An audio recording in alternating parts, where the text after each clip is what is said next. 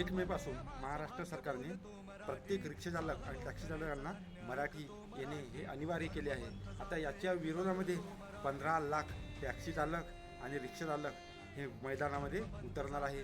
तर मराठी भाषेचा विरोध करण्यासाठी. तर बाणगुळांनो, लक्षात ठेवा, ज्या महाराष्ट्रामध्ये तुम्ही खाताय ना, त्या महाराष्ट्राच्या भाषेचा आदर करायला शिका. मराठी तुम्हाला आलीच पाहिजे. ज्या महाराष्ट्राने तुम्हाला स्वाभिमानानं जगासाठी तो महाराष्ट्र प्रत्येक वेळेस या देशासाठी लढला, त्या महाराष्ट्राच्या मराठी भाषेला तुम्हाला आदर द्यावाच लागेल.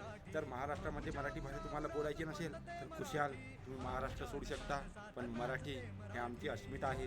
बाहेर आम्ही हिंदू आहोत आणि महाराष्ट्रामध्ये आम्ही मराठी, एवढी गोष्ट लक्षात ठेवा. जर मराठी भाषेला तुम्ही विरोध केला आणि त्याला लढाल तर आम्ही मराठी शांत बसणार नाही. परत तुम्हाला तुमच्या राज्यामध्ये वापस पाठवण्यासाठी मराठी भाषेचा मान सन्मान करा, तर या महाराष्ट्रामध्ये तुम्हाला मान सन्मान मिळेल. परप्रांतीयांनो, लायकीत राहायला शिका.